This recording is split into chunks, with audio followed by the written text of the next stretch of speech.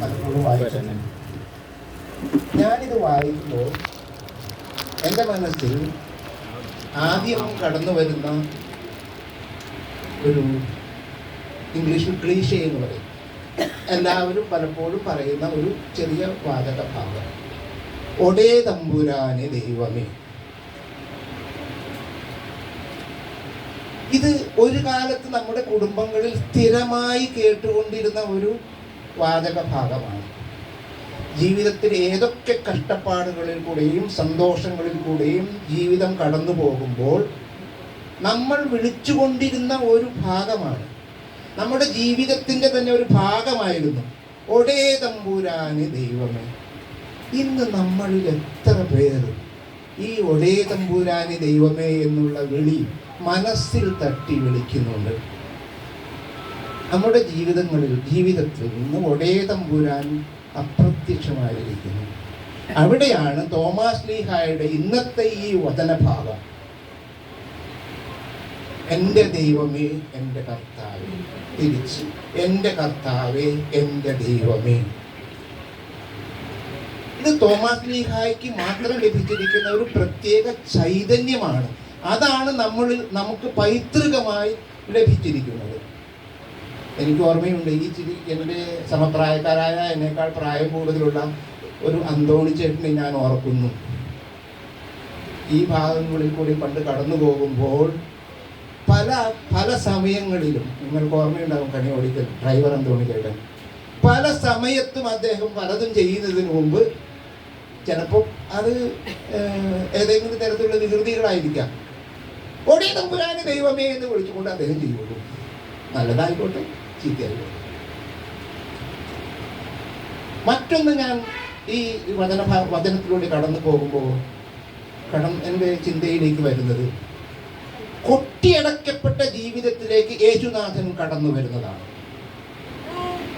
നമ്മൾ പലപ്പോഴും ഇന്ന് ക്രിസ്തുനാഥനെ നമ്മുടെ ജീവിതത്തിന്റെ പല കോണുകളിൽ കൊട്ടിയടച്ചിരിക്കുകയാണ്. കാരണം ക്രിസ്തുനാഥൻ നമ്മുടെ ജീവിതങ്ങളിലേക്ക് കടന്നു വന്നാൽ നമുക്ക് അസ്വസ്ഥതയുണ്ടാകും. നമ്മുടെ പല പ്രവൃത്തികളും ജീവിതത്തിലെ നീതിയുടെ, ന്യായത്തിൻ്റെ, ദൈവവചനത്തിൻ്റെ പരിച്ഛേദത്തിലൂടെ ഒന്ന് പരിശോധിച്ചാൽ പലപ്പോഴും ക്രിസ്തുനാഥൻ അതിലേക്ക് കടന്നു വന്നാൽ നമുക്ക് അസ്വസ്ഥതയുണ്ടാകും. അങ്ങനെ കൊട്ടിയടക്കപ്പെട്ട ജീവിതത്തിലേക്ക് ക്രിസ്തുനാഥൻ വിരാജിച്ചാൽ ഇതൊന്നും ഒരു പ്രശ്നമല്ല.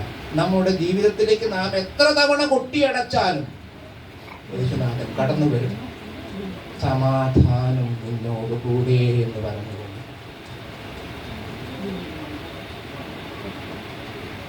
തോമാസ് ലീഹ ആദ്യം ക്രിസ്തുനാഥൻ കടന്നു വന്നപ്പോൾ അവിടെ ഉണ്ടായിരുന്നില്ല, പരിഭവം ഉണ്ടായിരുന്നു തോമാസ് ലീഹയ്ക്ക്. എന്തുകൊണ്ട്? ഞാനില്ലാത്തപ്പോൾ യേശുനാഥൻ വന്നു. എന്നെ മാത്രം ഒഴിവാക്കിക്കൊണ്ട് എന്തുകൊണ്ട് യേശുനാഥൻ വന്നു? തോമാസ് ലീഹയുടെ മനസ്സിൽ ചിന്തയുണ്ടാകാം, എന്തുകൊണ്ട് എന്നെ ഒറ്റപ്പെടുത്തി? തോമാസ് ലീഹ ചിന്തിച്ചു കാണും. അവിടെയാണ് ആ ഒറ്റപ്പെടുത്തലിന്റെ തോന്നലുകൾക്കിടയിൽ അതിന്റെ മൂർധന്യത്തിൽ നിൽക്കുമ്പോഴാണ് യേശുനാഥൻ അടുത്ത തവണ കടന്നു വന്നുകൊണ്ട് സ്നേഹത്തോടെ ഒരൊറ്റ വിളി, തോമസ്.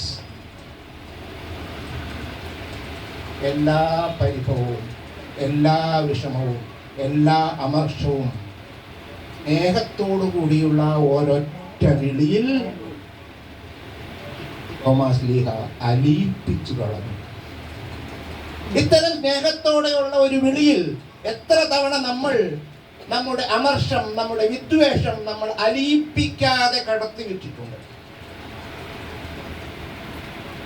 എന്നിട്ടും നമ്മൾ അഭിമാനിക്കുകയാണ്, നമ്മൾ തോമാസ് ലീഹായുടെ മക്കളാണ്. ആ അഭിമാനത്തിന് വിലയുണ്ടോ എന്ന് നമ്മൾ ചിന്തിക്കേണ്ടത്. സ്വാർത്ഥതയില്ലാത്ത അനുസരണത്തിന്റെ ഒരു മൂർത്തീഭാവമായിരുന്നു തോമാസ് ലീഹ. അദ്ദേഹത്തിന്റെ ജീവിതത്തിലൂടെ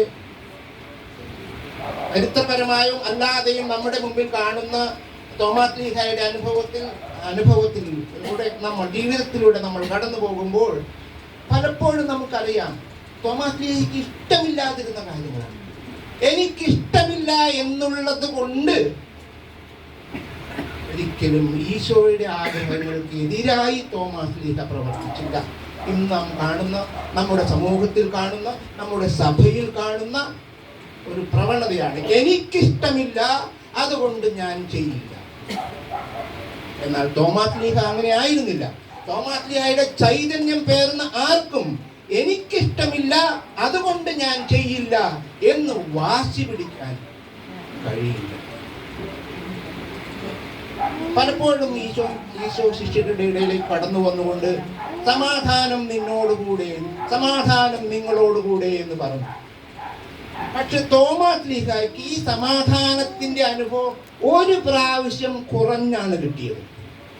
കാരണം തോമാശ്ലീഹ ഈശോ ശിഷ്യന്മാരുടെ ഇടയിലേക്ക് ഒരിക്കൽ വന്നപ്പോൾ സമാധാനം ആശംസിച്ചുകൊണ്ട് കടന്നു വന്നപ്പോൾ തോമാശ്ലീഹ ഉണ്ടായിരുന്നില്ല.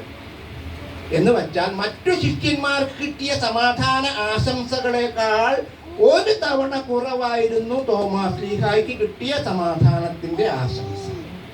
തോമാശ്ലീഹയുടെ സഭയ്ക്കും ഈ സമാധാനത്തിന്റെ കുറവ് അനുഭവപ്പെട്ടു തുടങ്ങി. തോമാശ്ലീഹയ്ക്ക് ഒരു തവണ കുറവ് സമാധാനം കിട്ടിയെങ്കിൽ നമുക്ക് 1000 തവണ, 10,000 തവണ, 1,00,000 തവണ, കോടി തവണ ഈ സമാധാനത്തിന്റെ അനുഭവത്തിന്റെ കുറവ് തോമാശ്ലീഹ സ്ഥാപിച്ച സഭയ്ക്ക് അനുഭവപ്പെടുന്നുണ്ട്. തോമാശ്ലീഹ വ്യത്യസ്തനായിരുന്നു. എല്ലാവരും അടച്ചിട്ട മുറിയിൽ ഇരുന്ന് ഭയഹസങ്ങൾ കൊണ്ട് മൂടി തെയ്യോനൂട്ടുശാലയിൽ അടച്ചിട്ടിരുന്ന് പ്രാർത്ഥിച്ചപ്പോൾ പലപ്പോഴും തോമാശ്ലീഹ പുറത്ത് കിടന്നു. എല്ലാവരും ലാസറിന്റെ മരണവാർത്ത കേട്ട് ഈശോ ജെറൂസലമിലേക്ക് പോകുവാനായിട്ട് ആഗ്രഹിച്ചപ്പോ പലരും യേശുവിനെ തടസ്സം പറഞ്ഞപ്പോൾ തോമാശ്ലീഹ വ്യത്യസ്തനായിരുന്നു. നമുക്കും അവനോടുകൂടി മരിക്കാം. അങ്ങനെ പല പല അവസരങ്ങളിൽ ബൈബിളിൽ കാണുന്ന ഈ തോമാശ്ലീഹ മറ്റുള്ളവരിൽ നിന്നും വ്യത്യസ്തനായിരുന്നു. തോമാശ്ലീഹ സ്ഥാപിച്ച സഭയും വ്യത്യസ്തമായിരിക്കണം. തോമാശ്ലീഹ സ്ഥാപിച്ച സഭയുടെ ആരാധനാക്രമങ്ങൾ, പ്രാർത്ഥനാക്രമങ്ങൾ വ്യത്യസ്തമായിരിക്കണം. അത് തോമാശ്ലീഹയുടെ തനിമയാണ്, വ്യത്യസ്തനായിരിക്കുക. ഈ വ്യത്യസ്തത നമ്മുടെ ജീവിതത്തിൽ കാണാം. മറ്റുള്ളവർ ചെയ്യുന്നത് പോലെയല്ല നമ്മൾ ചെയ്യേണ്ടത്. സമാധാനത്തിൻ്റെതാകട്ടെ, ശാന്തിയുടേതാകട്ടെ, ഭക്തിയുടേതാകട്ടെ, ആരാധനയുടേതാകട്ടെ, മാർഗങ്ങൾ നമ്മൾ അവലംബിക്കുന്നത് മറ്റുള്ളവരെ പോലെയല്ല, മറിച്ച് നമ്മളെ പോലെ അവർ ചെയ്യാനായിട്ട് അവരെ പ്രോത്സാഹിപ്പിക്കേണ്ടിയിരിക്കുന്നു. കാരണം നമ്മൾ തോമാശ്ലീഹയുടെ മക്കളാണ്. സെയിന്റ് തോമസ് ക്രിസ്ത്യൻസ് ആണ് നമ്മൾ.